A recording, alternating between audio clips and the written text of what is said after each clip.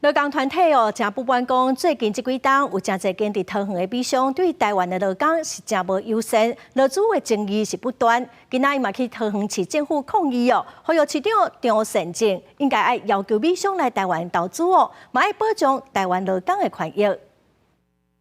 美商进入台湾劳工，张善政市长帮不帮忙？手举标语，大声发口号。劳团一家人2日早起去桃园市政府抗议，针对泰罗斯公司，各方面宣布5月初1开始，把员工调去大园，若未配合，就记控制。差不多120个员工受到影响。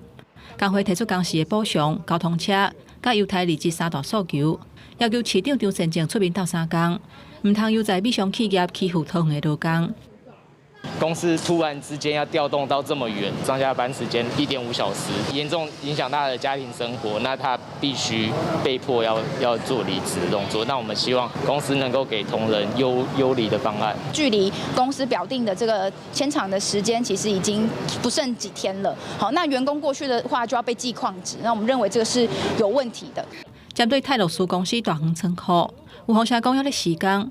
劳团烦恼有安全的记录，且市府就谨慎来检查，确保工作场所是安全的。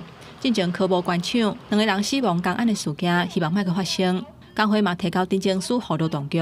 泰勒斯工会这边的调解案，我们劳动局在上礼拜1有收案。那我们市府这边也非常积极的处理。那我们呼吁泰勒斯公司这边要持续跟工会协商，然后保障劳工权益。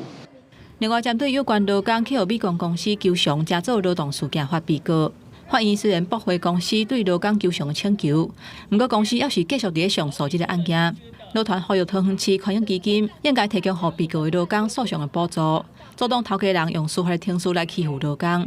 劳动局回应讲，会伫5月初2召开权益基金委员会立案来讨论。记者综合报道。